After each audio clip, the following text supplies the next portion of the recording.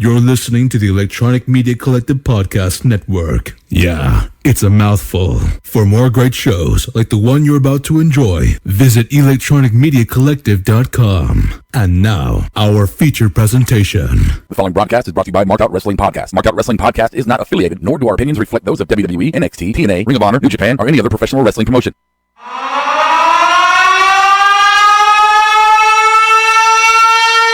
How's it going? I'm Sheamus, and you're listening to the Marked Out Podcast.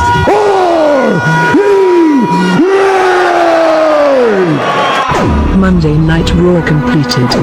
Recording and streaming software activated. Botches recorded. Smart Mark hosts in position. Moveset active. Cheap pops prepared. Phone lines enabled.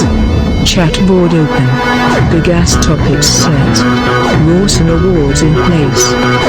It is now time for Marked Out Wrestling Podcast. Rawson Edition. Your host that knows the most. Brody Rock. Drink it in, man. What's going on in our Marked Out Podcast world? Brody Rob here for the Monday Night Rawsome show. Doing, what we do. Recapping Monday Night Raw tonight, talking about some of the rumor mills of the wrestling world. Having some fun with each other, and here's what we got going on tonight before I introduce the panel to you. Tonight, we're going to do our big-ass topics. We got some dirt sheets. We're going to do a speed round. Best versions of somebody, Undertaker in particular, so you can think about that for a minute. We got some voicemails. We got a Facebook post we're going to read. We got an Old Balls report. We got the Rawsome Awards and more. So here's our panel for the evening right now. We've got maybe Medine is in the house. Maybe Medine. What's up, Medine? Ain't no maybe about it. The King of Spring is back to do his thing. Wow, that is like the most energy I've ever heard out of his voice, ever. Steve Awesome, obviously in the house with us. What's going on, people? Our other normal Rawsome crew member, Golda. What's going on, my fellow wrestling enthusiasts? And our Hartlepool monkey, the French spy, Mr. Adam Baum. Yeah. Who let the riffraff in the building? Yeah. He let himself in. I let him hang out with us for the show. You know what? I've been invading his show all the time. So, speaking of riffraff, Stevie, can you give me the board? Who's on the board, please? I sure can. Chris Steichler is with us. He said, what's up, Christian, because he's also with us. And Daniel Price is with us. Adam is actually on the board, so that's why he's only saying yeah over here. Noah, he's here tonight. He's sticking around this time. And Cashmere's here.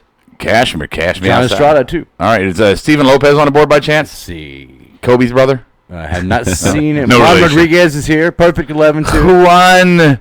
All right, guys. So before we get into all the fun stuff, let's go ahead and take care of some of this. Housekeeping. CT. Come back later, please. Housekeeping. Not now. Housekeeping. Go away. I come in anyway. Welcome to Marked Out Wrestling Podcast, and here are your housekeeping notes.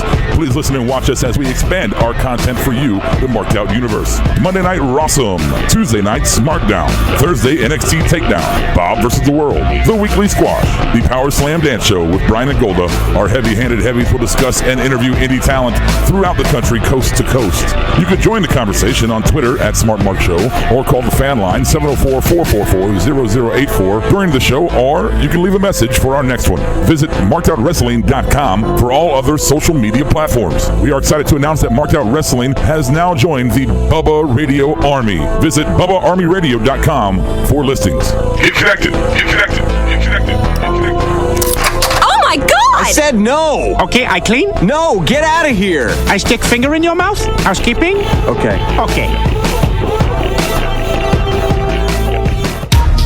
I'm so scatterbrained. I had a whole thing I was going to say right now, and I completely fucking forgot what it was. Must not be that important. It was funny, I think. Maybe. I don't know. Steve Awesome, let's do some dirt sheets. All right, there's a few things going on. First thing I got is WWE is launching a localized weekly TV show in Saudi Arabia, and that's kind of when Stephanie's been gone. A lot of power bombs, I bet. Yep, and Nobody. And of course, Sami Zayn is absent because he's been also promoting with them over there. So okay. And Hulk Hogan has been reported that said he wants to join the Bullet Club. Well, actually, some guy was at an autograph signing and asked him if he'd be in the Bullet Club. And he said, I'd love to be the OG for the Bullet Club and teach them boys how to really get corrupt. So, wow.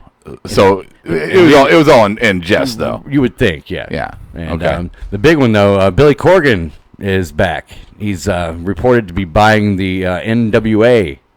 Really? The old Crockett, all that. Yeah. So somebody's a little bit bitter, is what you're saying. Oh, yeah, he's a bitter housewife. Yeah, oh, he's going to have access to the name rights, trademarks, and everything. So we'll see what happens with that. Billy Corgan owning the NWA. So who didn't TNA own the NWA? They just leased the naming rights and the use of their belts for the first few years. So NWA's basically been non-existent for a while, just a catalog. I mean, or does Vince have that catalog? They've had like some small events, but Is it they the weren't. same- They weren't like popular. Is it the same NWA as like WCW NWA, or is it? Yeah, well, because WCW split from NWA and just became WCW. That's right, because WCW or NWA was a collection of the territories. Yes, right? yes. Okay, so now he's wow. Does anyone think that that's going to be anything at all? Is it just me, Stephen Golder, talking to each other? That's fine. Fuck that. We'll just have us three. I don't know if he's the savior. I mean, of it. I mean, it can't hurt at this point. I don't think savior. I'm just curious if it's going to be worth it. If it's going to be within the conversation of WWE, TNA, Ring of Honor, that kind of thing. At this point, isn't it just a name? Well, yeah, but I mean, you got to think he's coming for TNA. You've got to think that he's got some blood there, or he wants to taste some of their blood. Oh, yeah, he's real salty. Yeah, that never works out. Yeah, I mean, going after the revenge angle is not going to get him anywhere. Noah says he's a musical genius, thank you, but Buddha. not so much as a wrestling booker. No, I mean, him trying to book all the talent is going to water down both products, and nobody's going to win. Okay. All right. And also, we're getting all hostile. there's a reason the why Buddha. the WWE changed the name from Bad Blood to Great Balls of Fire. The original name was set to be called that and Brian Alvarez believes the officials nixed those plans because the name Bad Blood is associated with Flying Brian Pillman's death. Oh, So really? they changed it because of that. I never would have thought of it. I didn't think it was a big enough deal to change it. Yeah. I wouldn't have thought of it. Anybody here would have thought of that? And they've had Bad Blood pay-per-views since his death, and nobody associated with him then. Right. Yeah. That's stupid. Yeah. And why? I mean, who's I don't the know Jerry, why now to change the name. Right. Who's the Jerry Lee Lewis fan? Yeah, right. They're just trying to. Vince? I don't know. He just wants a new trademark. All right. Okay. I was gonna say this. What's the date now for the table? 5/13. 5/13. All right, so 5/13, Adam is going to go through the table at his diaper party. And I want to say this. Stevie is 21 away from going through it with you. He's a legal age drinker away. Right. Yep. And I want to thank the person who actually who subscribed to our channel to get us to the 21 mark. I want to thank Adam Baum for finally subscribing to our channel. So thank you for that, Adam. We I thought you certainly had appreciate been it. subscribed already. I subscribed like a week or two ago. That's what I thought. It wasn't that long ago. Okay, can you just let my joke ride? You didn't have to go through the analytics, Steve. What the fuck, Hey, man? Perfect 11's on the board. I want to mention, since it's the dirt sheet, about the house he was talking about last night, the House of Horrors. He said was nicer than his house. That house is for sale. Yeah. You can go and buy it. 36 grand. That's it. All right. Anything else on dirt sheets? It's in the middle of nowhere. Roman Reigns and Braun Strowman, their feud is going to continue at Extreme Rules, and it's going to be an ambulance match. Do you get the refrigerator if you buy the house? So there's only been a couple of ambulance matches in the past. I don't know how they're going to work this angle. I don't know. It's cool. Everybody's saying I'm yelling. I turn my volume down, dicks. I always yell. No, they can just tell you're angry. It's the soft I'm not angry. It's that soft generation. They don't Ye- like you talking aggressively. They don't like that. Oh, that's what it is? They're all fucking PC and shit? Don't hurt my feelings with your loud... That's why they love Golda, because he's always PC. Fuck it. Whatever. Yes. Before we move on to the big-ass topics, I do want to remind you... Oh, wrong button. One more time. Please remember to review us, rate, review, and subscribe to us on iTunes. It would help us out quite a bit. And also on this YouTube video, don't forget to like, and then after the video is over, if you're watching it in retro, please make sure you comment on the video below. What are you laughing at, Adam? Perfect 11 points out that Great Balls of Fire is associated with a guy who married his underage cousin. Yeah. So that's better. All right. Extra big ass topics. All right, here we go. Tonight, our extra big-ass topics for the evening. Number one is going to be, I see what you did there. Number two, what the fuck was that about? Number three, goddess of my heart.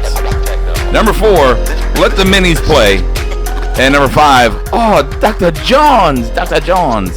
So let's begin with number one. 1. Okay, topic number 1 is going to be I see what you did there. And, of course, this is the WWE's attempt to justify Brock Lesnar and the big title not being on TV by elevating the IC title to the prestigious number 1 belt position and putting all of your main carders, your top card guys in contention for it. Yes. Right, and it kind of was a way to divvy everybody up after the outcome. So. Right. So you created a lot of rivalries tonight, Medina. I know you were talking about you were thinking about this today. Salivating about this today. I was at work thinking about it, trying to take my mind off my shitty job, and I'm thinking, Brock can defend when he wants. Let Dean or whoever is going to have the IC title be a fighting champion. Let the mid-carders, create storylines to get to that point, to contend for the Intercontinental Championship and make the belt prestigious like it once was. Make the IC title great again? Make it. I don't like that phrase. The other thing, though, is, yes, this is considered a mid-card belt, but these aren't mid-carders. Well, these are all the main eventers. That's my point exactly. Well, I think they got filtered out now after tonight. Well, they all got their programs finally. Finn Balor's just been hanging around since Mania. He's finally got what appears to be that. They teased the Bray thing the other day, but we all kind of forgot about it, I guess, during this match. Like, I know I forgot about it. Right.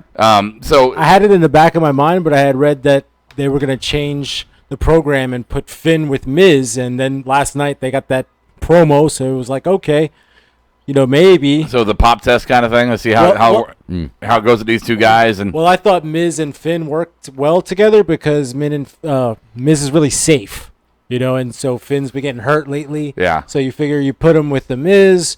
See how it goes. My counter to that would be is that Finn is his one criticism is how small he is. Right. So why not put him with a big guy like Bray and let him go? So the main roster crowd can go, so he can hang, kind of thing. Because if he wants to go against Brock, he's got to get a big dude. Yeah, but Bray's wide. I wouldn't consider him big in stature over Finn. I mean, I know Finn's small comparatively, but not that much in height from Bray. Not in height, but in girth. Yeah, in the girth for sure. Bray can still stand toe to toe with the larger wrestlers and not be looked down upon. Well, and don't forget, Finn had some donuts tonight, so he's putting on the weight. At least one bite.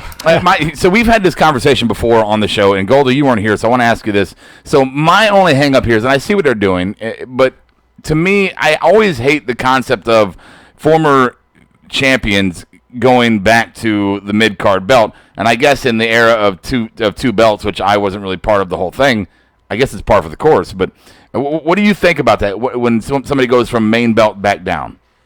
Well, if they don't really have anything for them and they want to maybe boost up whoever has the mid-card title, maybe have them go over, like, AJ's get ready to fight whoever is the United States champion. It's very obvious AJ's leaps and bounds ahead of whoever he's going to be fighting in that match. Right. But it's obvious he's going to go over. They're going to go over AJ Styles. So if it's for use of that, I like it. But if they're just doing it because they have shit else to do, I'm not too much of a fan of it. My problem with this, guys, is that, and it's been said in the past, that Vince considers the belts to be props. Only props, period, end of story, props. And to me, the belts are prestigious. There's certain prestige to the world championship. There's certain prestige to the IC belt, and they're also relegated to certain levels of achievement. And they're stepping stones. So to me, it makes it into a gimmick like Vince likes, and I think it disrespects the title in itself. Exactly. I mean, we look at it as smart wrestling fans, whereas Vince just doesn't care about us. Like Bob always says. Yeah. He just gives no fucks about us. He's going to do what he wants to do. Okay. Like Bob and the board. Yeah.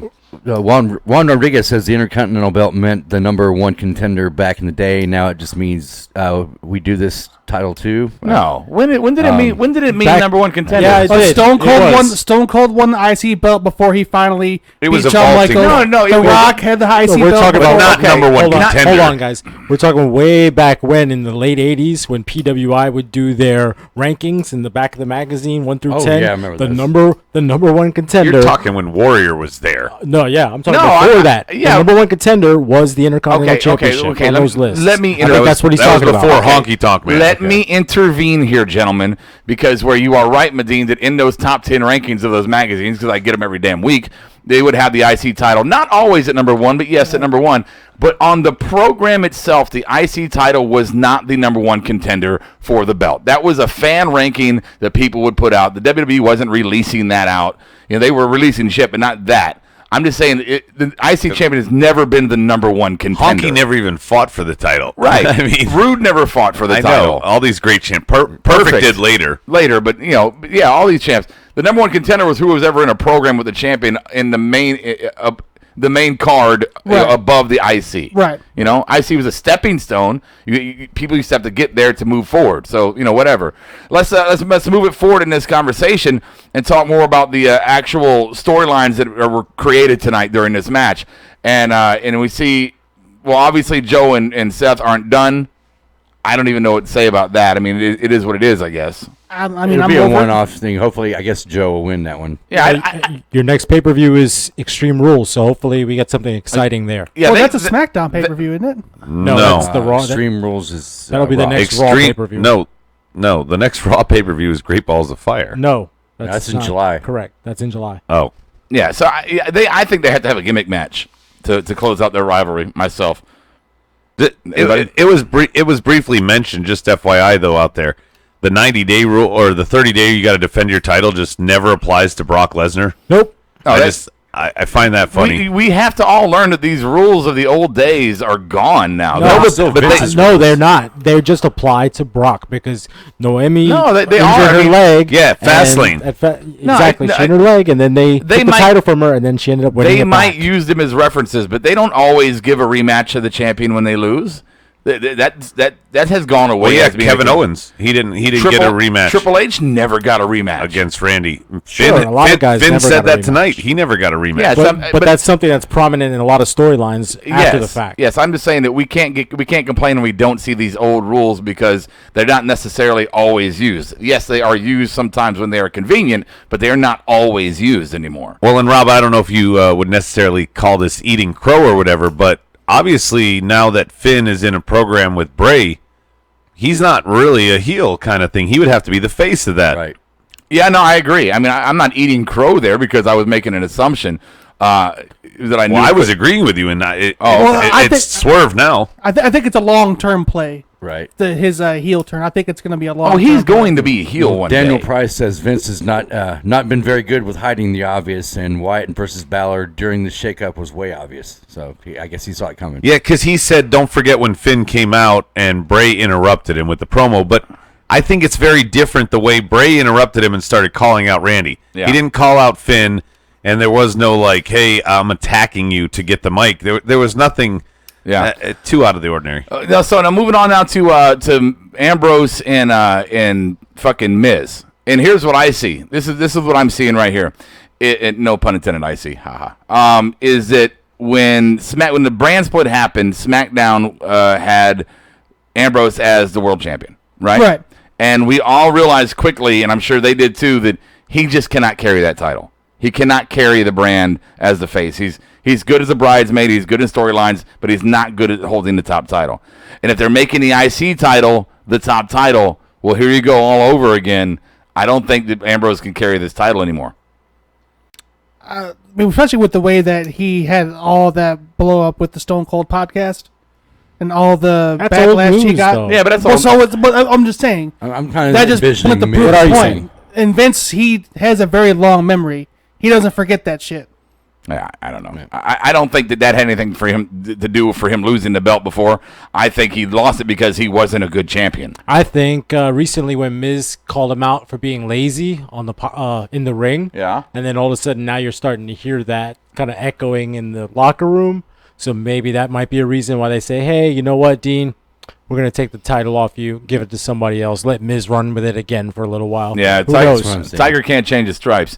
Hey, so before we move on from this topic, we got anything on the board, gentlemen? I mentioned the Daniel Price thing. Trollman Reigns is with us again. Okay. Meatloaf.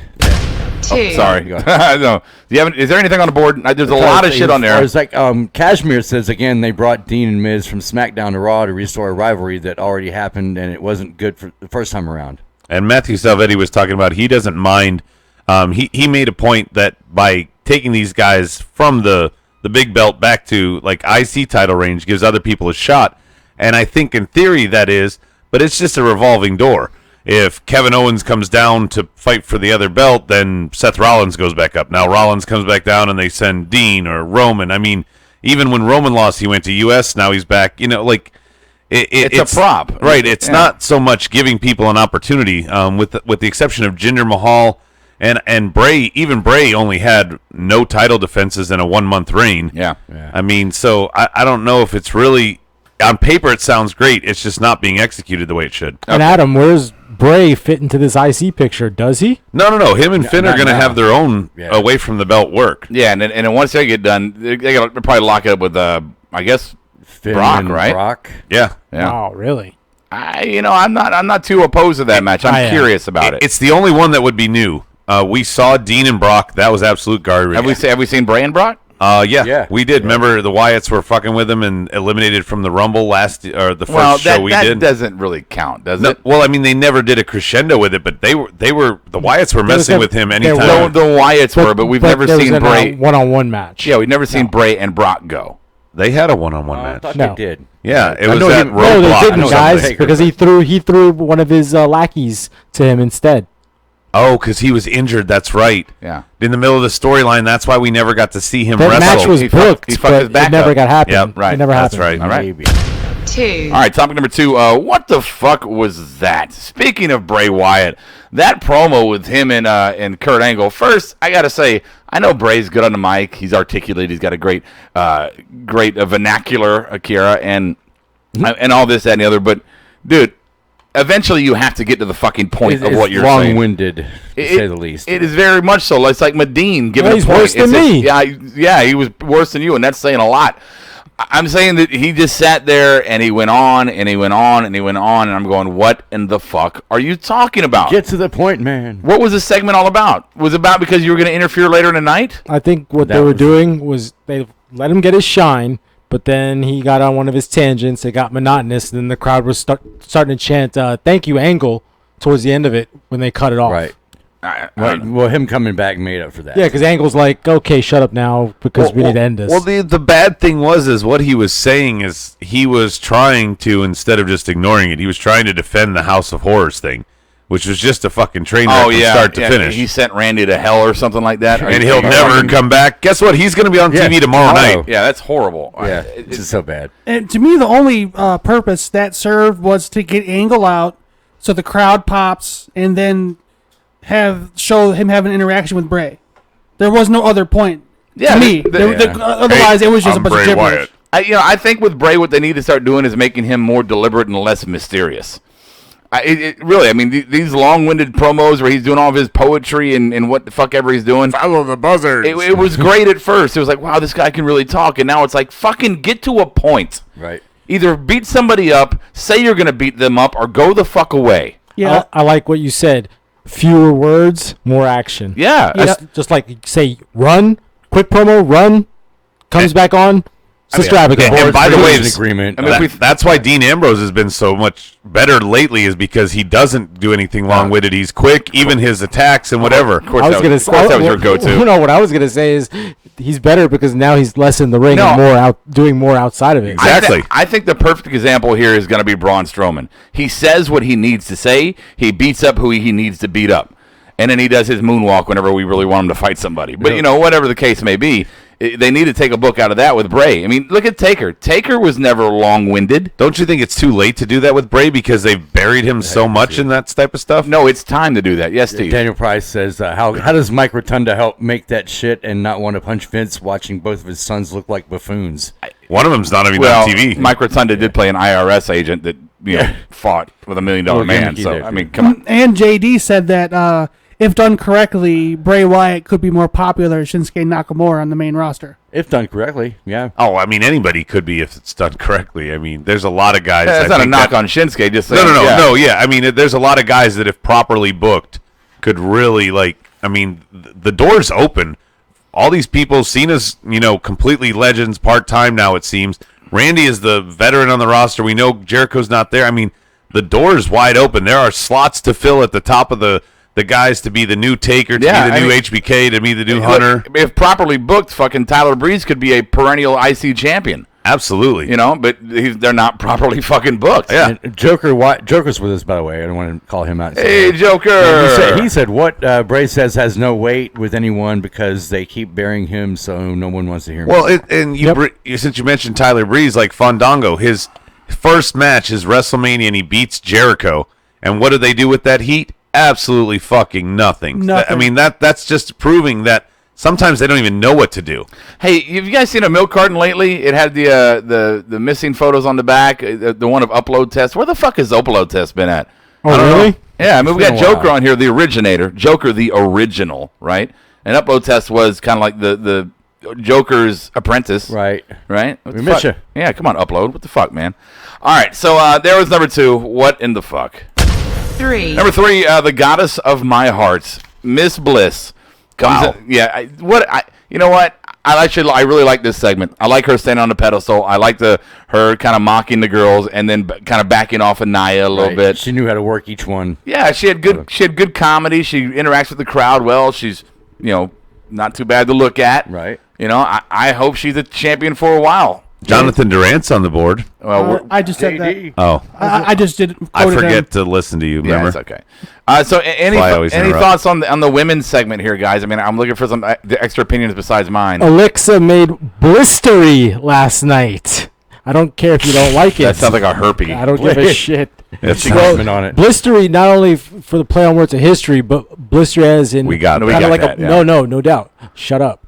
Blistering start on Raw now. She's hot. Right. She's coming in. She's the first one to win both titles. They obviously think very highly of her. Ramble on. Right? So I'm going to ramble on because she's above and beyond the rest of the women as far as promos go, and she's just below a notch, maybe Charlotte athletic-wise. You know what? Here's something I noticed. Going on your point, Medina. I noticed when Charlotte fought Naomi on SmackDown, and we were like, God, Charlotte, you should have carried her better. That's your fault. You were better than that. Yeah. And you know what? Maybe some people are just not those that can carry others, but they can perform their ass off by themselves. Right.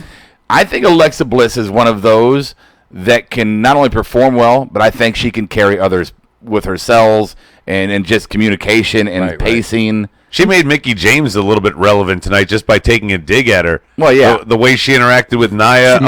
You're good. Old. Everything that she said was such a play that I almost felt like it was a pop test. Right. Like, who do we want to be the next contender here? Because Bayley's going to get a rematch, but what do we see for the future? Yeah. Yeah. And all we saw was Alexa shining. Well, and again, we talked about the promo, and she is just on it when it comes to that. But I mean, specifically, more specifically, I'm asking you right now about her in-ring style. And when we saw her fight with Bayley, and even when she came in for the tag match tonight, it looked like when she came in, the matches improved.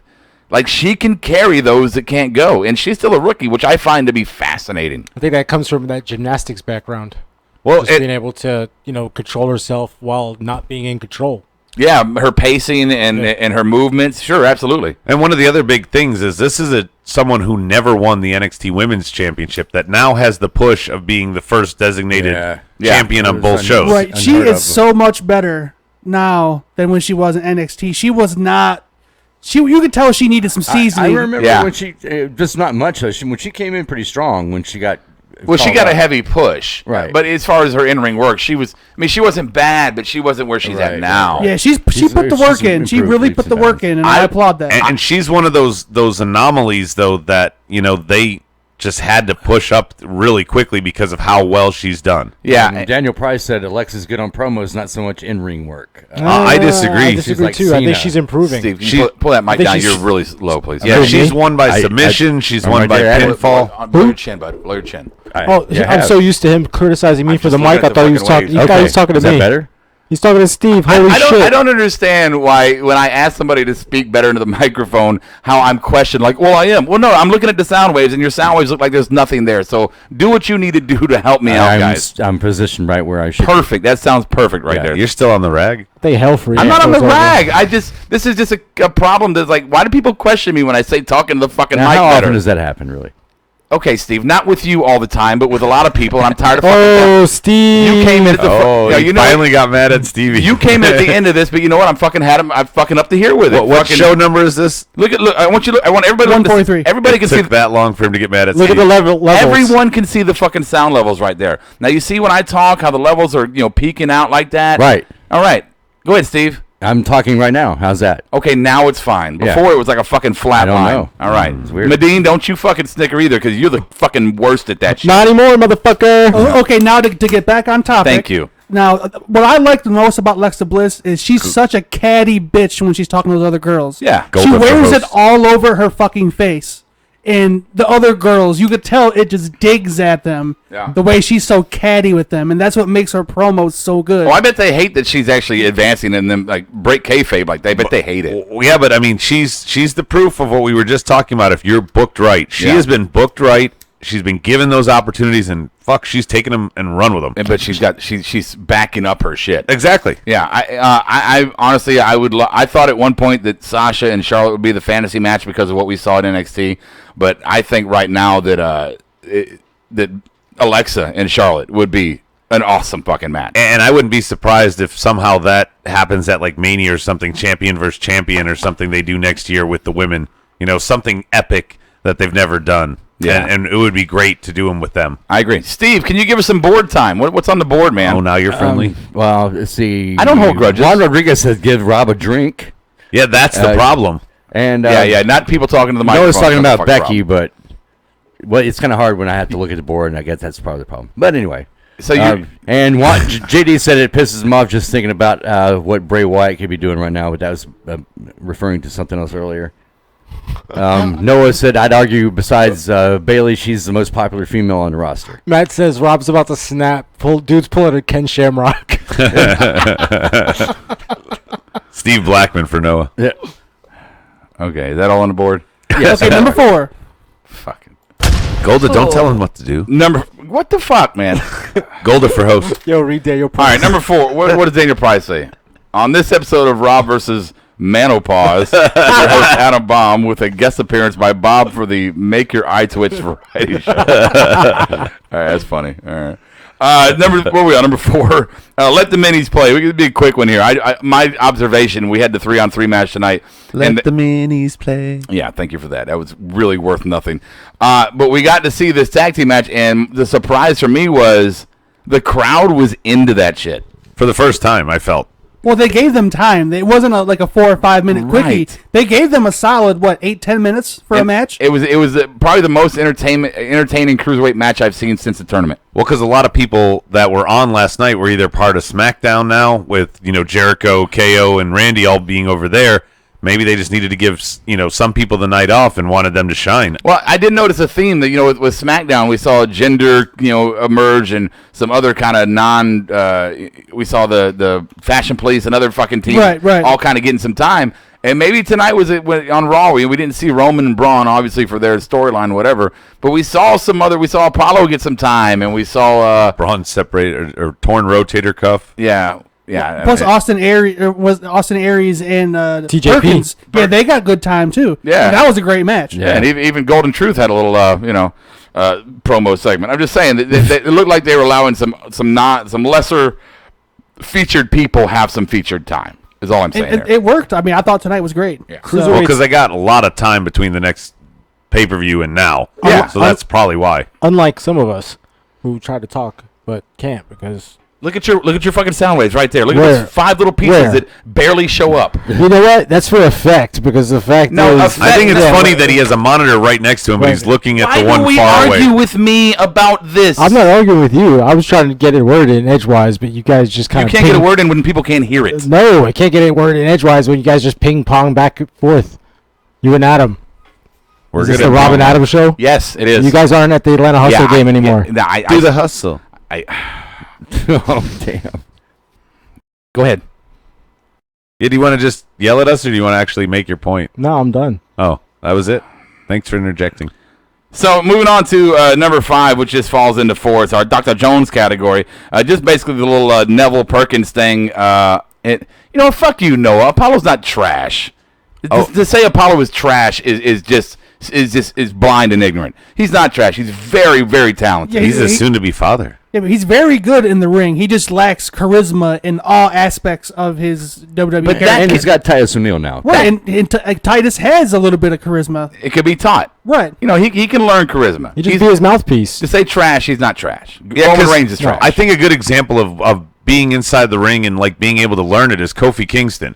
You know, he was kind of trash on the mic for a long time, but he was stellar in the ring. And he finally, got a gimmick that worked for him and something he could embrace. And he's very tolerable, in fact, enjoyable now. So, I mean, you can recreate him. I know part of him was that stupid accent, but they should do something with Apollo. Find a gimmick that he can work with. And then I think he might get over because his in-ring ability is there. Unfortunately, this isn't a gimmick for him, though. This is more of a gimmick for Titus. Yeah. That's the problem. You're is featuring Titus as the manager with this little stable that he Titus made. is the new Slick. Yeah, at least they took him out of wrestling trunks because, goddamn, that shit looked terrible. And they put him in a suit, so at least he looks presentable And now. he's not doing the gator thing. Yeah, he's not doing the gator thing anymore. He's wearing gator colors, whatever. The suit. All right, so anyway. I can't make that noise. The only reason I did this category for number 5 was I just thought that T.J. Perkins looked like a short round from Indiana Jones. Dr. Jones. Yeah. The pain. That's completely That's the wrong person. Fantasy Island tattoo. Absolutely horrible. I got a tattoo of tattoo. I don't know. The person looks pretty close too. Dude, not even fucking close. Yes, he does. One is a little Well, I'm sorry. person. I'm not 85 fucking years old like you guys. One is a little person. Oh, never mind. Ole, arriba, epa, epa, arriba, ándale. All right, speed round for tonight. Just a quick little around the table kind of discussion here. Speed round, Medine. It's going to be our best versions category. And this inspired me. I was inspired by the video with Chris Jericho and Kurt Angle that later had Tom and Mike in it. Right. Very funny video. But Kurt said to him that this was one of the best versions of Chris Jericho. So it got me thinking. A lot of people have different versions of themselves. And why not? We just had the dead man retire, and why not do him first? So the question on the table is for the board and for the live board on YouTube and us is what was your favorite version of Undertaker? Purple gloves. When he had Paul Bearer, when he first came out, when he had the purple gloves. What's that? He didn't talk much. It was mysterious. Bearer did all the talking for him, and he just went out there and just whooped ass. Okay. For me. Adam? Mine actually, because I just enjoyed the whole gimmick of it and how short-lived it was. It never got old to me. I liked American Badass. Yeah. Okay. Stevie? I like the Lord of Darkness era, about 96, 98 era. Like Ministry? He was the first in Inferno and Hell in a Cell back then, and he came down from the rafters a few times, and that's when he first had fire and lightning coming out. I thought that was pretty cool. Is that when he had Stephanie strapped to his logo coming down? I think maybe that was, I don't like a know. ritual sacrifice. That was like 99, 2000, right? Something like that? Okay. Somewhere around there. Medine? Also, the American Badass gimmick. It was a complete change. Dead the music, got a motorcycle coming out, and actually interacted in promos in the back with other wrestlers. He was a person. He wasn't an entity. Yeah. My personal favorite was, and I really liked American Badass, but when he came back as the Dead Man after American Badass, when he had that program with Kane, I thought that was my favorite version of him, if for no other reason that he could. I can't think of anybody else that did a gimmick, got out of that gimmick for kind of a break kayfabe role, and then went back to that gimmick and was successful. And he did it with the short hair then, wasn't he? That's for him right here, actually. Yeah. But to me, it's like you never would have saw like Tugboat couldn't have became something different and then gone back to being Tugboat. I guess well, and I don't mean to or IRS or fucking. If this sounds like talking down, but we all know why he went to American Badass was because of his kids. Yeah. He didn't want to scare them, and that's why he undid it when they were old enough to understand. Well, and that's fine. I mean, whatever the reason may be, he made it work, and just going back to that gimmick was impressive for me. It showed the versatility. Only a few characters can do that. The Icon, Hogan, he was able to go red and yellow. Yeah. After going, I think everybody wanted that after a while, but yeah.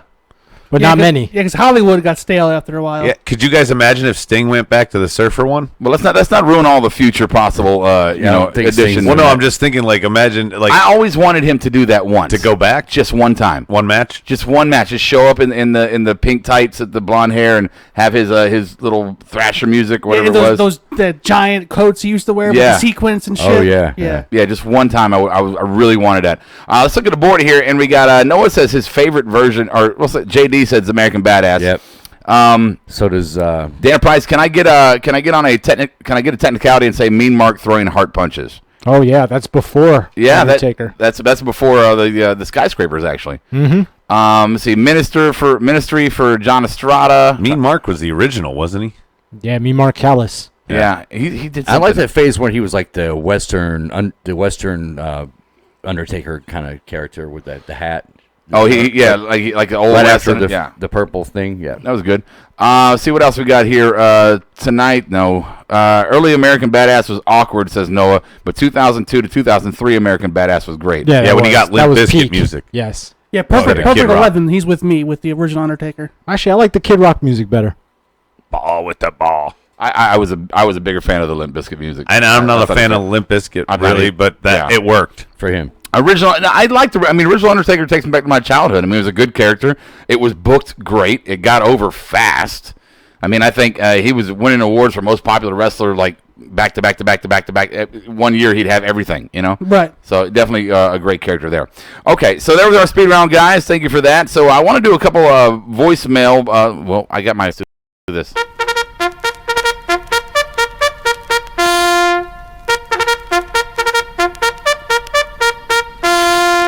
Got mail. Let's do a couple of voicemails, and then we'll actually do we'll read something from Facebook here.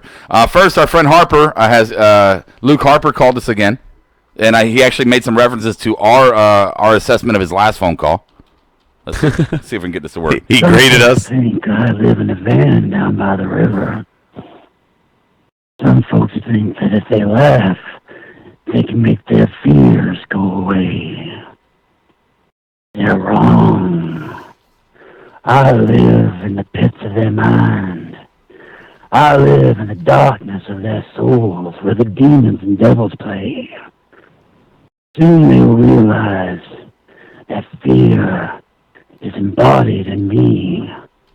For I am Luke Harper, and I know how to make a man feel pain. That sounded a lot more like Triple H impersonating The Undertaker. It's Friday, and you know what that means.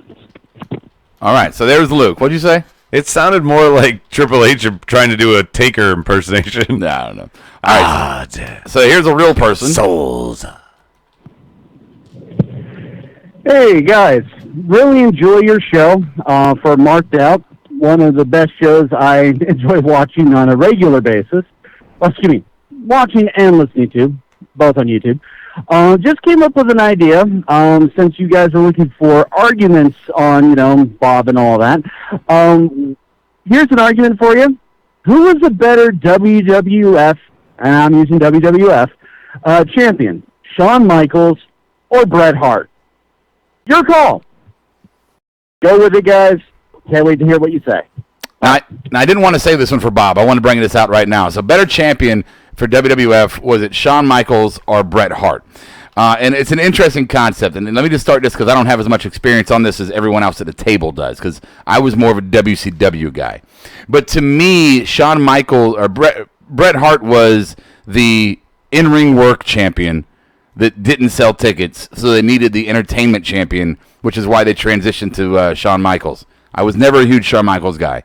Never big on him as a champion. But I was never big on Bret Hart as being the champion either. So to me, it's 6 one way, half a dozen the other. Golda, what's your take? The first Shawn Michaels run wasn't successful. It was the second one with DX after the screw job. That's the one but it was so that brief. really, really sold tickets. But it was brief, wasn't it? It was, I don't know, a year? Okay, all right. I would have to say HBK simply because a lot of what went around him, again, sold tickets. When they had him paired with Sensational Sherry, when they had him introduce Diesel as the heavy, and then Diesel wins the belt before him, when they have him go with Mike Tyson and Stone Cold. I mean, there was just so much more layers and, of course, all the DX stuff to Shawn Michaels. And, again, putting butts in the seats and selling tickets. And, Shawn was such a great sell, too, of telling a story in a ring that Bret, although he was definitely so technical, Bret never grabbed the audience like they did. The fans, like us, were rooting for the heel HBK more than we were the Bret Harts, unless you were Medine, who loved Bret Hart. Well, we'll get to Medine. Well, let's go to Medine. Medine, you've been called out there. Okay, if you're ready for me, I'm going to go unbiasedly with Bret Hart, and I'll tell you why. During that time when WCW was on the come-up and everybody was going over there for the bigger contracts, Bret was the one that carried the torch with the belt and took it from various people 5 different occasions over a period of about 4 or 5 years. The times that Shawn won the belt were more glorious, but Bret actually carried that title and made it prestigious so that when Shawn took it from him and then they transitioned to the next era, it coincided with, the biggest boom in wrestling history, obviously. But remember, Shawn gave up that title because he had a drug problem. He, quote-unquote, lost his smile.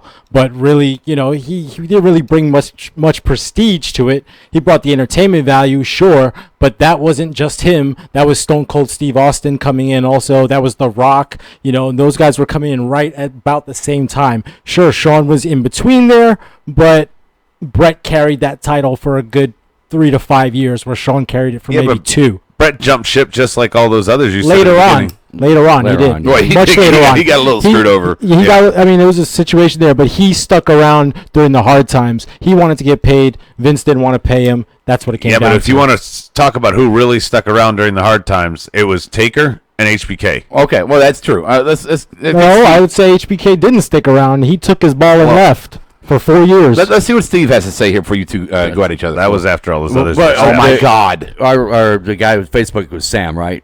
I agree with only because we haven't talked about Sam yet. This is a voicemail. Okay. Anyway, WWF old balls is the reason why I'm picking Bret Hart, because he more personified that era. I know HBK was in that era, but he was also the WWE kind of things. It makes me think of Bret Hart, so I'm going to go with him. Honestly, to me, Bret Hart was the reason why I started watching WCW. I thought he was boring as fuck as a champion. I mean, really. Yes.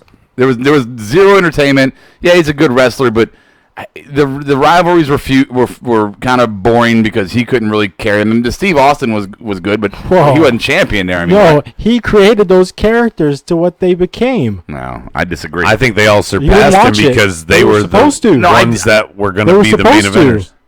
Yeah, I did watch it, and it was so bad that I was like, fuck, I'm going to the other company. And don't forget... you watched it in like 99 when Bret's like past his prime. And I was watching before that. Medine, all the Stone Colds, all the Rocks, the Triple H and stuff like that, HBK gave them the torch before he left for losing his smile and stuff. All those guys were established and coming up. I think they were all either had just won King of the Ring or were about to, and were definitely getting elevated. Right, they were doing things on their own. They didn't need Shawn I'm not saying bring them up. Right, but I'm saying he didn't leave the company high and dry like Bret was going to try at the time that everybody was making a mass exodus. HBK stayed there. Yeah, and I honestly think that Bret did it more for Bret, and HBK did it more for the industry. Exactly.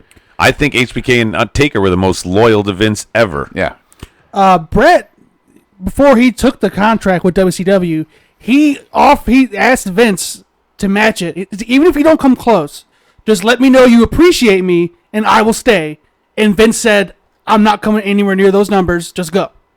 And that was a smart financial move at the time. Even though I'm a Bret fan, he saw that Bret was already past his prime, and he didn't justify paying him that amount of money for Bret at that point. Well, and I don't blame him. He was a 5-time champ that didn't excite anybody. And he was in his late 30s. He was almost 40, late side of the career. You got guys coming up, like you said, all those guys you mentioned earlier that were mid-20s, late 20s. The old guard went to WCW. And the elephant in the room, if you want to put it that way, he had a better, younger Hart still on his roster, ready to go. Yeah. And I think that from a business standpoint, if you're looking at that, think about it like from another sport standpoint. I got 2 receivers, one's 30, one's 25. This guy's still got an upside, and this guy's on the back end of his career. Who am I going to pick?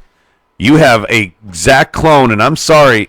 I think if Owen had lived, he would have done way more than Brett ever did. He's more athletic than Brett was. And he was more charismatic. And he was more charismatic Exactly. too, yes. And he would have been the guy that could sell tickets and keep that Hart name being something. For sure. All right, everyone comb their boards real quick. But Brett was the better champion.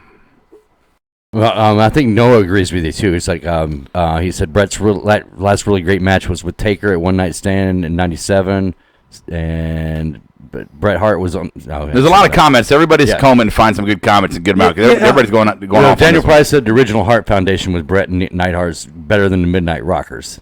That comparison too.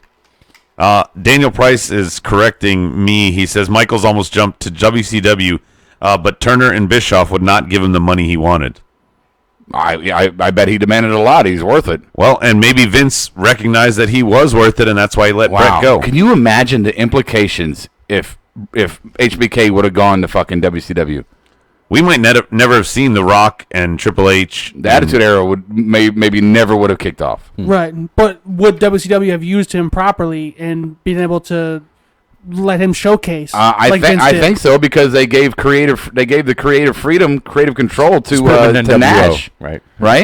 When Nash signed, they gave him creative control. Like, do what you want to do. Right. And Cashmere wants to point out that HBK retired, took 4 years off, and came back and did not miss a step. That should go. I mean, that should be worth noting. Is that he almost came back, but the guy's fountain of youth. Right, but the guy's question was who was the better WF champion. At that point, it was WWE. Right, so that's a different. It wasn't WWE till what? 02, like 01, 02. Yeah. Oh, I didn't. When he came back, okay. When he came back, it was that was my I didn't watch his second run.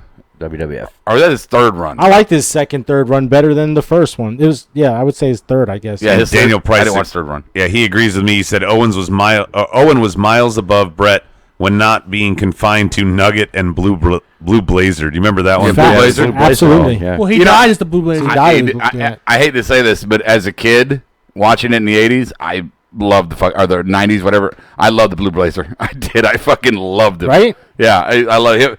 I hate to say this, but like him and the fucking Red Rooster, I still love their fucking matches and shit. Whatever. Very colorful. The Red Rooster. Very colorful. It was indeed, Steve. Thank you for that. All right, and finally, let's read a little note here on the Facebook from Sam Brown. Oh, FYI, the caller who gave us that topic there, thank you so much for that topic. I wish I knew your name. So, call back another time and give us your name so we know who we're talking to. Or at least can credit you. Right. Sam Brown. Sam Brown had some things to say about last night. I haven't listened to your podcast, your Payback podcast yet. However, I wanted to put down my opinion on the House of Horrors match. I just finished watching before hearing what you guys had to say. First of all, good on the WWE for trying something different. We often complain that everything is the same old same, and at least they gave something different a go, despite the pretty wacky premise. On to the actual match, and I'm so torn because it was a pretty fun match. I love the physicality of it, particularly in the actual house. I felt like a real brawl, and it felt like a real brawl and looked like it hurt both men. The passion and anger in the fight were very evident. I also somewhat enjoyed the B-grade horror elements, although they ended up simply visual gimmicks rather than something else. However, despite the actual fight being enjoyable, at least to me, I am just annoyed at how they deal with Bray's character. They just never go all the way with it.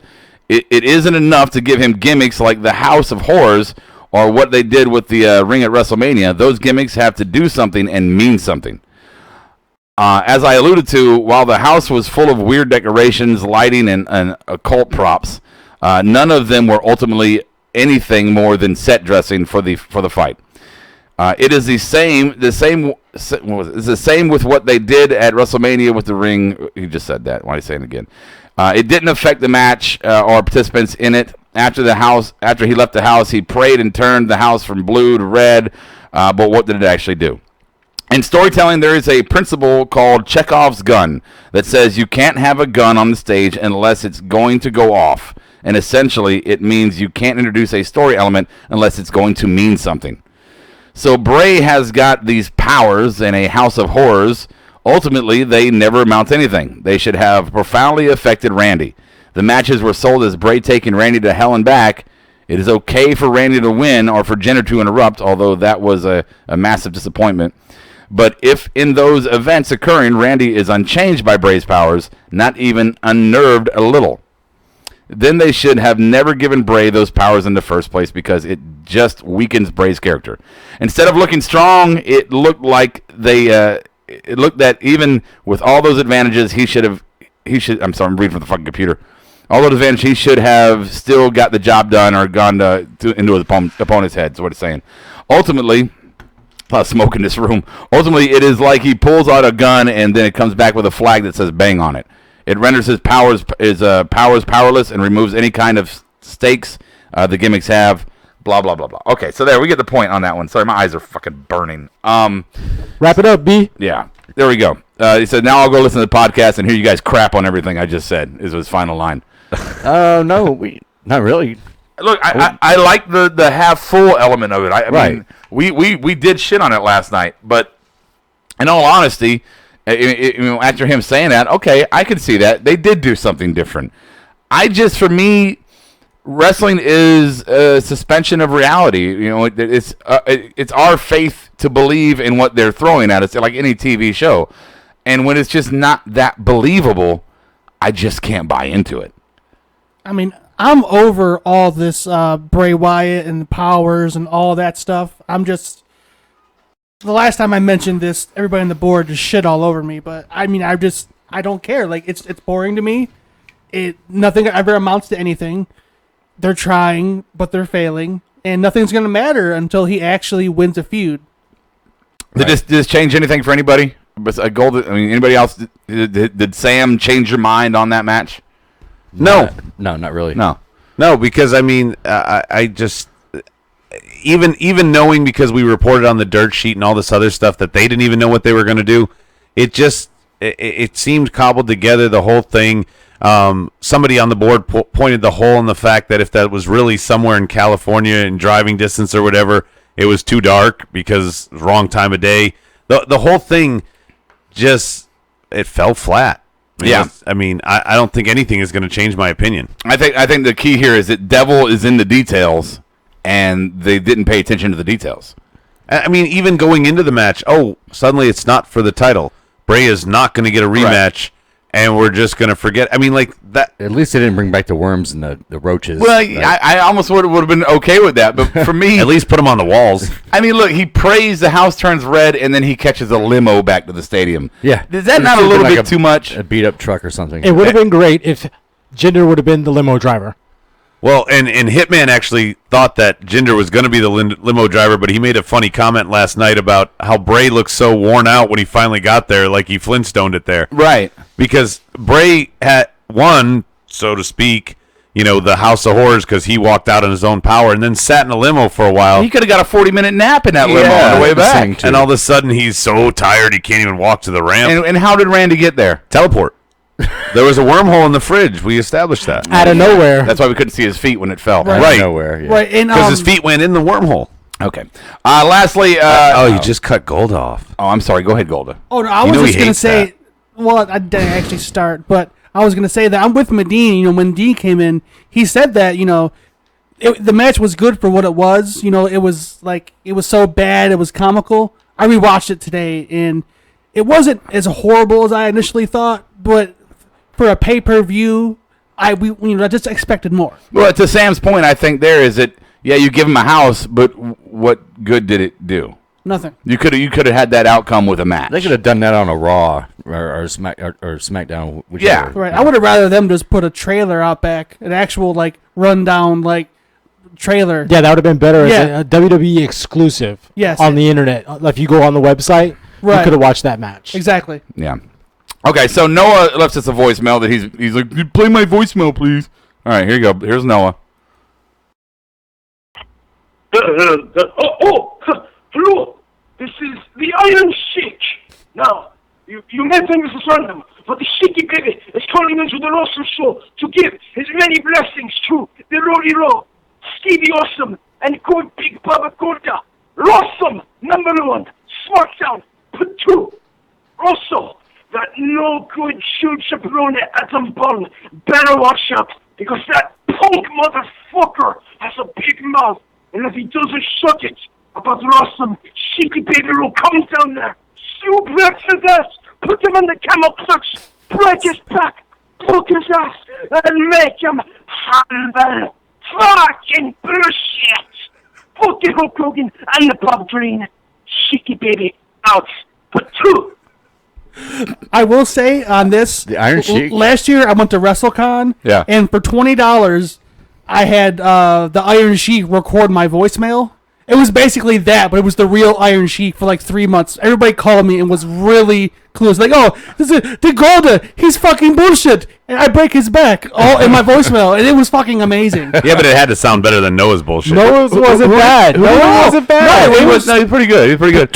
Who was he saying he was going to break in half? I missed I that. think it was me. Adam Baum. Oh, okay. I'm down with that. That's cool. We're down with that. He can't do it. We're going to do that. He can't do it. No, I often think this. I'm like, you know what? I hope one day his mom doesn't get all like nosy into his shit and like, let me see what kind of shit he's watching, and then go back and listen to our videos and be like, if we get a call from her or some shit, she's like, stop corrupting my child. Will you please block his number? I'm sick of this. Yeah. I've already blocked your page. Oh, he corrects himself enough all on his own, by himself in his room, if you know what I mean. He asked somebody. No, I don't know. On the board, he asks people who they would bang which girl. Earlier, he asked which guy and said that he would bang. I mean, like, he's so all over the place. Noah, I like the Iron Sheik thing. And if she listened to us, also she'd know that Noah's on the fence about being gay or not because of Austin Aries. So yeah, a double. Austin Aries. Yeah. Oh Noah, we're burying you. Oh, what a show. And now, Steve Awesome with the All Balls Report. All right, well, since we had a recent new pay-per-view announcement called Great Balls of Fire, just how horrible that name is, I thought it'd be fun to look back and just find some of my top 5 worst pay-per-view names of all time. I like it. According to me. Okay. And at number 5, I got, it's my only WCW one, but I thought it was cool. It's like Sin. WCW Sin in 2001. It was probably a sin to call this pay-per-view that name because it was where Sid Vicious actually broke his leg. Oh! Where did it take place? I can't remember. Who cares? Yeah, right. Anyway, number 4, WWE Taboo Tuesday in 2004. Oh, Taboo Tuesday? Well, the idea was good. The fans got to vote beforehand, with match stipulations and that stuff. But it just sounded too weird to me, and it quickly became Cyber Sunday after that because a pay-per-view on a Tuesday. They both sound like porn. Really? Anyway, all right. My number 3, WWE Capital Punishment in 2011. They misspelled the word capital for a reason I don't know, on purpose. They thought they were being smart by doing that, but the name kind of implies the death penalty. It's kind of strange, and they even promoted the show with wrestlers interviewing Obama through spliced footage, and they got in some heat over that, so that quickly got killed. Wow. Number 2, WWE December to Dismember in 2006. Not only did they borrow the name from an older ECW show, it was must have been challenging from some of the wrestlers to say the name while they were promoting it. And my number 1. Some of the WWE in your houses, I didn't mind that name so bad. It was the subtitles that got kind of bad. Some of those were Good Friends, Better Enemies, International Incident, It's Time, No Way Out of Texas, St. Valentine's Massacre, and my favorite one, WWE in your house, Beware of Dog. Okay. That is it. Okay, well, let's do your little sound here. Get off my lawn. Bam! All right, Stevie, cheap pop count of the night. I had 7. 7 cheap pops, okay.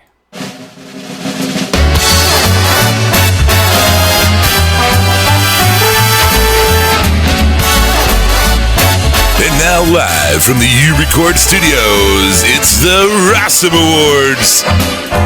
Here's Rowdy. All right, ladies and gentlemen, boys and girls, let's do our Rossum Awards for Monday Night Raw. Where the fuck did Adam go? On the board, he said that since Juan's leaving, I'm leaving too. Bye, guys. Did he leave any shit on the board there, or on his table? Just his drink.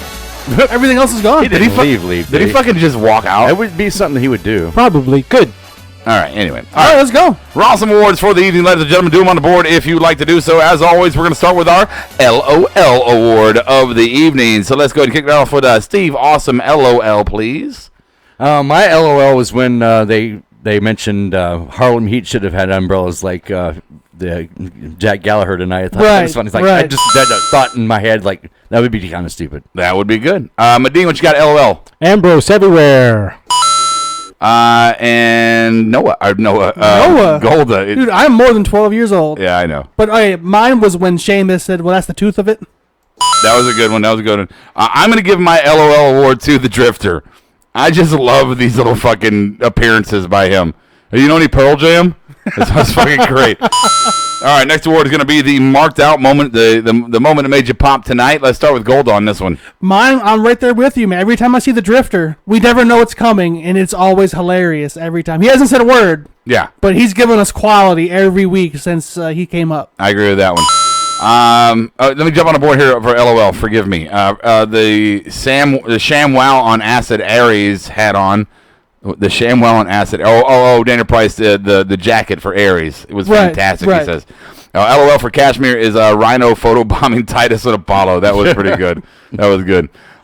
So if you guys get more on there, we'll read them for you. Let's go ahead and move on to Stevie for the marked out award. I didn't have anything marked out on tonight. Yeah. Seriously, marked out when Daniel Price said, "Oh fuck," I was all up in Stevie's head on that one. That was creepy. I guess when I was doing my report, not sure what. Okay, all right. Let's just move past that then. Noah says, "LOL, his Iron Sheik call in." You ever see that clip from the Chappelle Show where they're in the barbershop and the guy tells a joke and then he's like the only one that laughs at it and everybody else is like, "What the fuck?"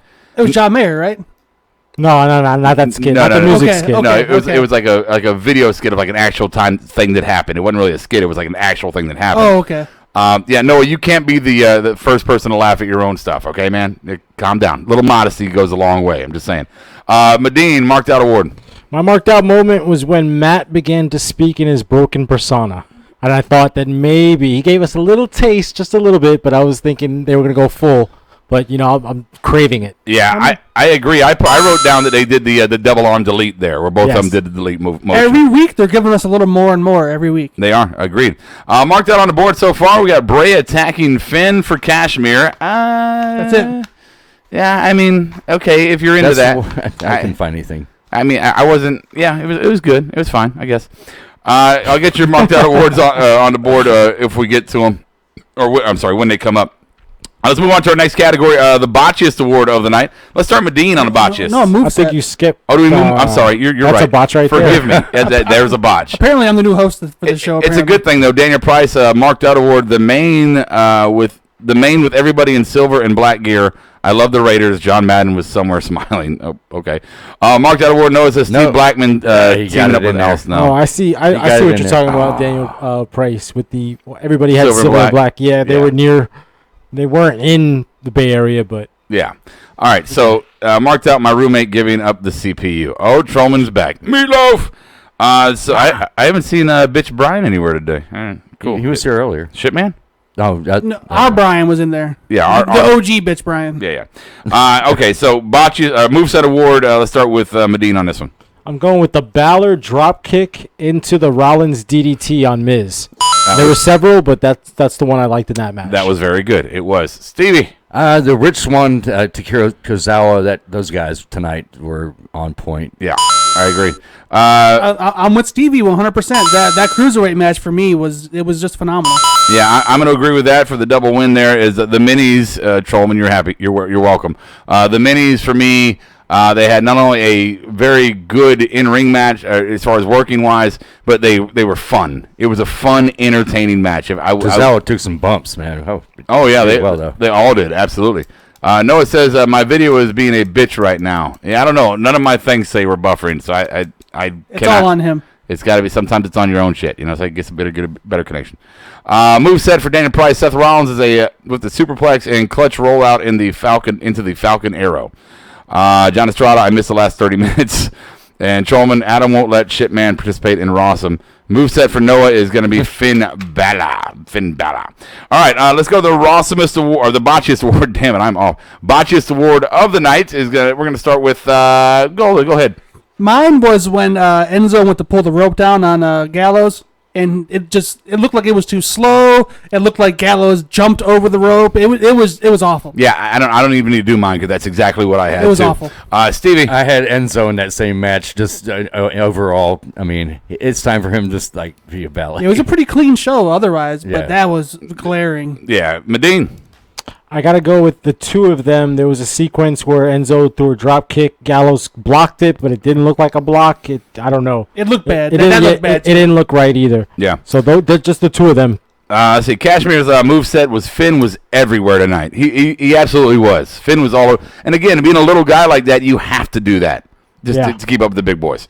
Let's go ahead and move on to our Rossumist Award. Let's do that the right way, guys. The Rossumist Award. All right, let's start with Steve Awesome on this one. I gave us Seth Rollins tonight. I thought he performed well in that triple threat match and made it what it was, and it was really exciting to watch, especially towards the end there. Yeah, he showed out like old Shield style. Yeah. He went a little old school there. And that one thought it was a finisher, wasn't even a finisher. God, man.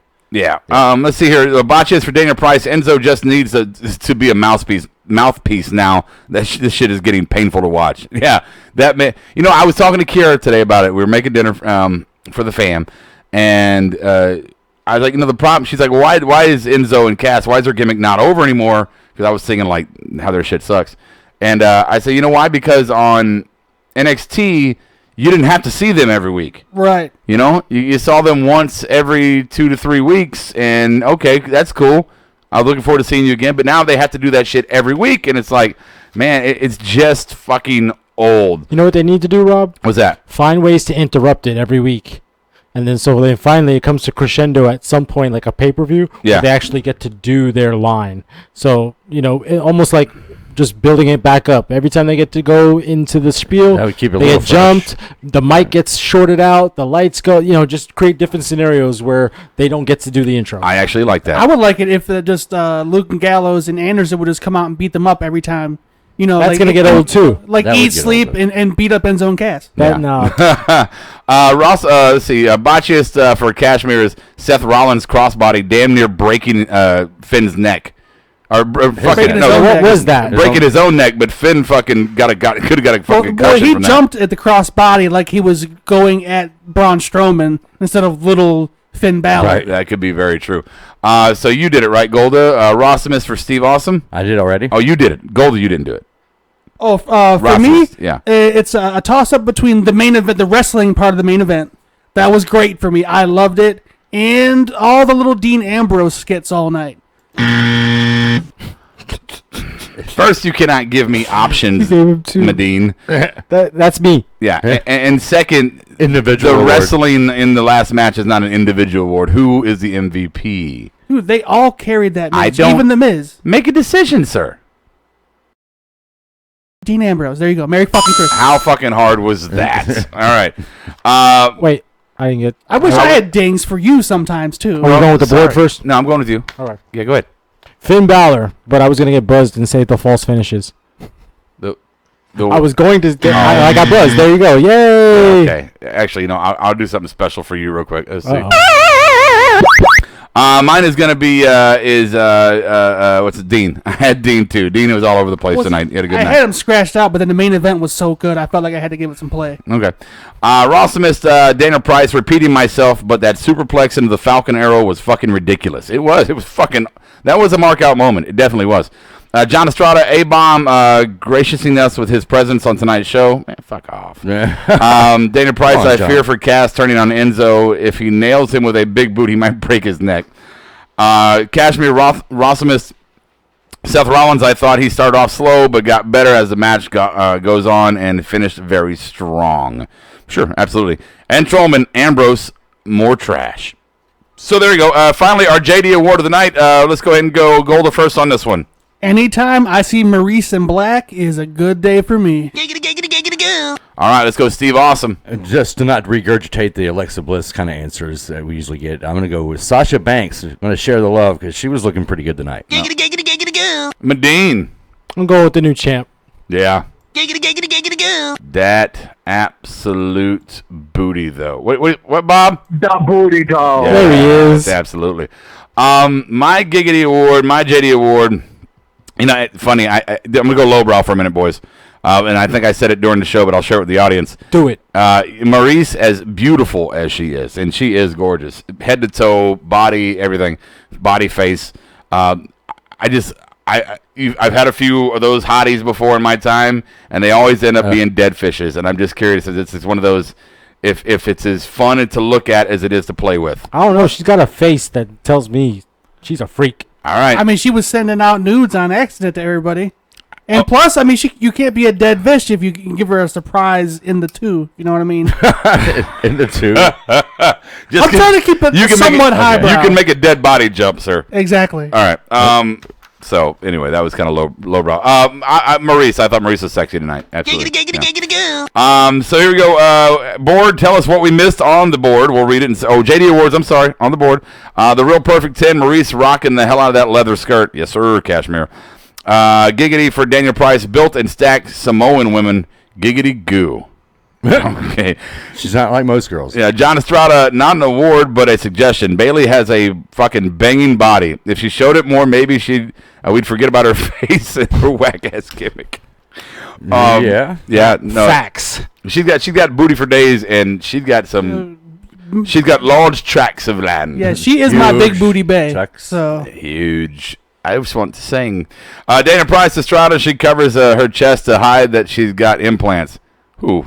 Bailey? Well, they're huge implants. Those got to be natural. I'm sorry. Skin's real, right? The skin's real. That's right, Stevie. Thanks for stealing my line. That's there. right. And everybody's like, Steve had a funny line. No, that's my line.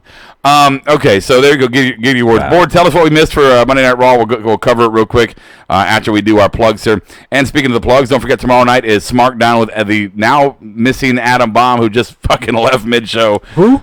Yeah, that was his heel turn. So tomorrow night, Adam wasn't already. Adam, Brian, Bob, and Kiera are gonna do their thing, and you can listen if for anything, just because Kiera's gonna do another one of her character flaws segments, which is fucking just money. It's fucking money. And don't forget Thursday, the Takedown with myself, Brian, and Golda covering NXT from Wednesday night, and I'm very interested and excited about doing that show as I am every week. I think the Thursday is my favorite show of the week. I enjoy that one too. It's also not at midnight, so that helps for me. You know, I got a confession. I got another confession to make. I got a confession.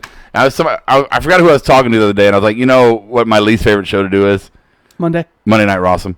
I like hosting on certain elements, but controlling the flow and having to deal with you fuckers all the time, and just kind of. When I come in on Tuesdays and just kind of hang out, or Thursdays and we do our show, I just feel so free just to talk. That's all I got to do is fucking talk. It's relaxing. I'm envious. There's a lot of work that goes in before the show, too. Well, you have to talk, and you have to beg Brian to get the production sheets on time. Right, exactly. So we got that going on. A couple of little plugs here. Don't forget, we got coming up soon within the next week or two, Smarts versus Marks, myself versus Bob, and our little debate segment. We got some good ideas that have been sent to us. Thank you guys for that. Don't forget about the Indie McIndie Face show that's going to be starting soon. Brian and Gold will be interviewing some indie talent, and I think we got some big promotion guys, promoters coming on soon. So we're looking forward to that stuff. Promoters, not just one. Apparently, we have more than one coming on. Yes.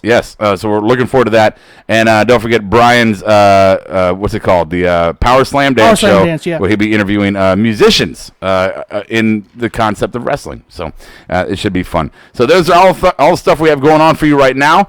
Real quick, let's see if we got anything on the board that we missed. John Estrada says delete.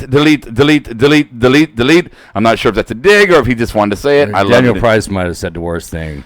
The French, Daniel Price says the French already have one. They will taunt you a second time. Well, he said God kills a kitten every time Dave Grohl sings. Oh, come on, man. Come on, Daniel. Dave Grohl's awesome. We've already got one. All right. So I fought in your general direction. It's but a flesh wound. All right, so that's pretty much what we got for the what we missed segment, apparently, except unless we just want to do Monty Python quotes all night, which I'm cool with, whatever. Let's do our Smart Mark takeaways, final thoughts of the evening. Gentlemen, board, you can join in here. We'll get to you, hopefully, before we run down, before we close it out. Let's start with Medine, who is actually here tonight. Maybe Medine, final thoughts. Medinesboro is under construction. Stay tuned.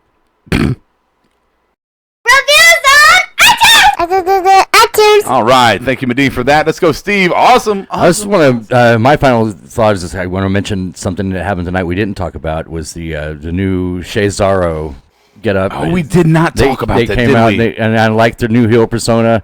Even Sheamus was actually exceptionally funny tonight and in a heel way, and Cesaro was actually kind of impressive too. And I'm just hoping that it can build a little bit stronger. They still got some work to do. Yeah, I'm really excited to see Cesaro's heel moveset again. Yeah. Not pandering to the crowd and doing all the fun kind No of more Cesaro section. Whoa, all that shit. I want to see some viciousness again from Cesaro. Yes. Because he wrestled better when he was a heel. Yes. Final thoughts, Golda.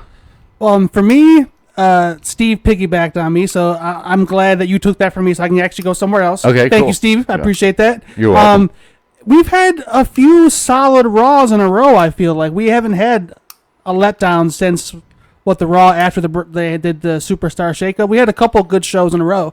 Yeah. So if they can continue this, I'm excited. But Vince is going to find some way to fuck it up. I already know it. Oh, sure, absolutely. I mean, it is what it is. Well, I'll take what I can get, and my 4-year-old self that fell in love with wrestling is just looking forward to hoping to be entertained. I'm with you. All right, final thoughts on the board. The only thing I see is I don't see any final thoughts. Daniel saying this is an X podcast. It is no more. Monty Python. Don't open that. Don't open that. Wait, is he referencing something? Something earlier on with that we don't. Yeah, just move on. Trust me. Okay, cool. Dana Price, final thought. Vince is severely out of touch when the House of Horrors was such a shit show, literally, and he gives it high praise and considers it to be a good investment.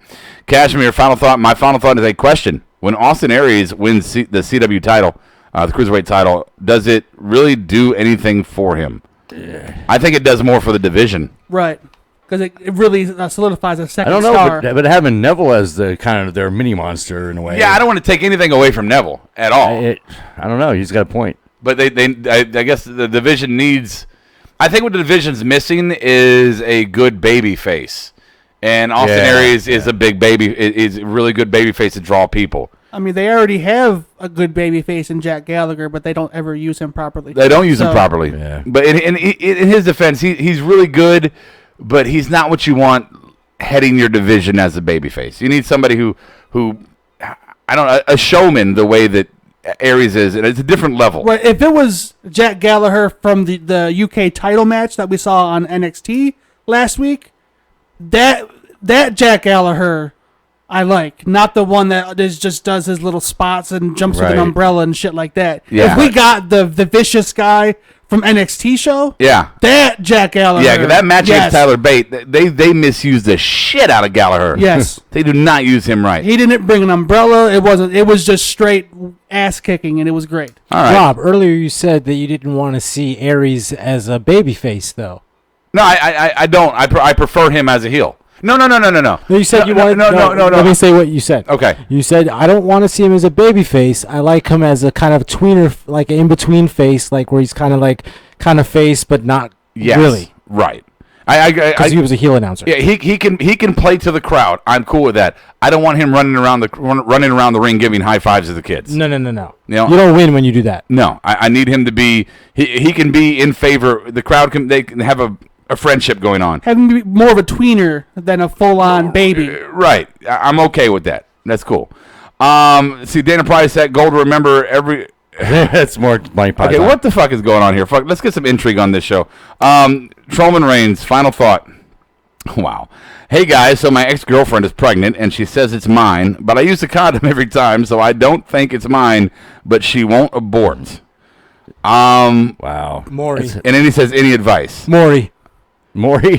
That's what I was saying earlier. You should probably. No, I don't mind it. He replaced it. Fuck it. It's the end of the show. I don't fucking care. Well, but now he added the any advice part. He didn't say that earlier. Oh, okay. So, any advice? paternity test.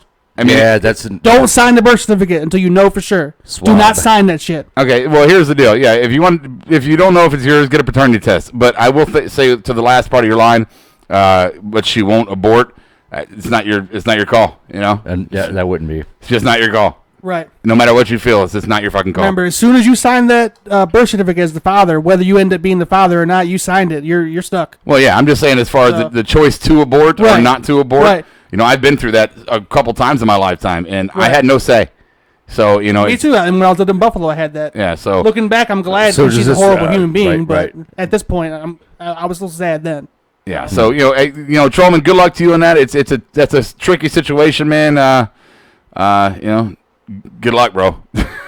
Yeah. I don't know. Just don't sign a birth certificate. Yeah. All right, guys. So my final thought, I really don't have any. You know, we did our show. It was a good Raw tonight, following a fairly decent Payback pay-per-view. They're setting up some storylines. You know, I kind of think that I was having this conversation with Adam that if there was an off season for WWE, it would start the week after Mania. And then it would probably start back a month before SummerSlam. I feel like they take a few more chances after WrestleMania just to see if stuff's going to work. Try a few different things. And you'll see some new guys. Hey, Upload Test, he made it. Wow. Welcome back. He's got to clock in. How long has he been gone? This whole show? I mean, like in general. A week. Just a week? About a week. Yeah, I mean, we do a show a week, so I guess a week. Oh, so he did show up today. Hi, guys. Yeah. So it says they were putting your picture. Yeah, we thought you were on milk cartons test. Yeah. So for me, what I was getting at there is this is the time they're going to try out new people. They're going to see what kind of storylines can be excelled or dropped. But this is when they're starting to plan Mania next year. So right now we're going to see a lot of testing, and then once this testing period is over, we're going to see a lot of consistency. Whether you like it or not, it is what it is. I mean, this is about the time when Roman just went off into the sunset. He's the man now for the next 3 years or whatever. All right, guys. So that's our show for tonight. I hope you enjoyed it. Upload Test. Final thought before you. Final thought from Upload Test. Yeah. Raw seems to be stepping it up, and the JD Award this week to Alexa Bliss. Dat booty though. Even though I was the first one to ever say that line, I'll just give it to Bob again. Da booty though. There we go. Trollman says the mayor needs to be impeached. All right, maybe we'll do a recall election. Not an impeachment. We love you, Test. Thank you, bud. So anyway, I hope you enjoyed us. Don't forget tomorrow night, Smartdown with Adam Bomb. Thursday, Takedown. We will see you next Monday night. Yep, that's what we're gonna do. I'll catch you on the flip side. Marked Out Podcast is recorded, edited, distributed, and marketed at U-Record Studios in Charlotte, North Carolina. For more information on optimizing your podcast for increased listenership, check out U-Record on Facebook, Twitter, and email sales@urecordstudios.com or visit the website www.urecordstudios.com. Yes! Yes! Yes! Yes! Yes! Yes! Yes! Yes! Yes! Yes! Yes! Yes! You're listening to the Electronic Media Collective Podcast Network. Yeah, it's a mouthful. For more great shows, visit electronicmediacollective.com. Go away, fat man.